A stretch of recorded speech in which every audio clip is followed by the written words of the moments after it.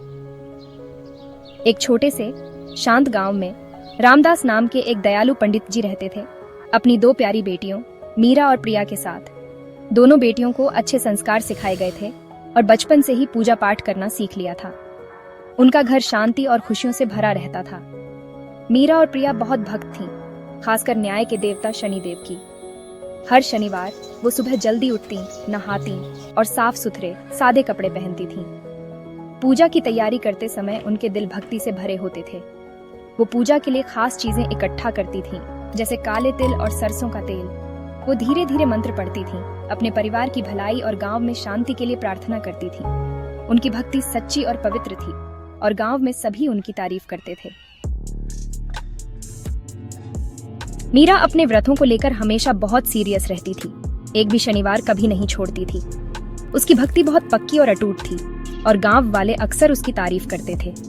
प्रिया, जो छोटी बहन थी, मीरा से बहुत प्यार करती थी, लेकिन कभी कभी उसके मन में थोड़ी सी जेलसी आ जाती थी। वो सोचती, मैं भी तो व्रत रखती हूँ और पूजा करती हूँ, पर तारीफ तो अक्सर मीरा की ही होती है। ये फीलिंग बढ़ने लगी और प्रिया को शनिवार का व्रत मुश्किल लगने लगा। वो दूसरों को खाते हुए देखती और उसके मन में डाउट्स आने लगे।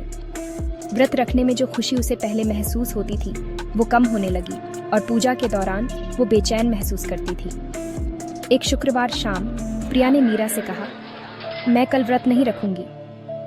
मीरा और उनके पिताजी कंसर्न थे, लेकिन प्रिया ने अपना मन बना लिया था। जब प्रिया ने शनिवार के व्रत रखना बंद कर दिया, तो उसकी लाइफ में छोटी छोटी परेशानियां आने लगीं। उसके स्कूल का काम बिगड़ने लगा और उसे एक अजीब सी बेचैनी महसूस होने लगी। प्रिया ज्यादा चिड़चिड़ी हो गई और अपने फ्रेंड्स और यहाँ तक कि मीरा से भी ज्यादा बहस करने लगी। उसे दिल में शांति नहीं मिल रही थी और रात में सोने में भी डिफिकल्टी होने लगी। एक शनिवार मीरा शनिदेव की पूजा की तैयारी कर रही थी और प्रिया उसे दूर से देख रही थी। उसके अंदर से एक हल्की सी आवाज़ कह रही थी कि वो गलत कर रही है, लेकिन उसने उसे अनसुना कर दिया। मीरा ने प्रिया का उदास चेहरा देखा और धीरे से कहा, प्रिया, शनिदेव हमारा सच्चा दिल देखते हैं। सच्ची भक्ति मन की शांति लाती है और हमें अनदेखी परेशानियों से बचाती है। लेकिन प्रिया अभी भी स्टबर्न थी और बिना कुछ कहे मुंह फेर लिया।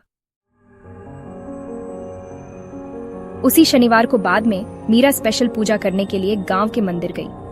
जब वो घर लौट रही थी तो एक ढीले पत्थर पर उसका पैर फिसल गया और उसके टखने में बुरी तरह मोच आ गई। गांव वालों ने उसे घर पहुंचाने में मदद की और उनके पिताजी बहुत वरीड थे। प्रिया ने मीरा को दर्द में देखा और उसे बहुत ज्यादा गिल्ट महसूस हुआ। उसे लगा कि शनिदेव की तरफ उसकी लापरवाही की वजह से ये सब हुआ है। वो रोते हुए मीरा के पास भागी। ओह मीरा, ये मेरी गलती है, प्लीज मुझे माफ कर दो।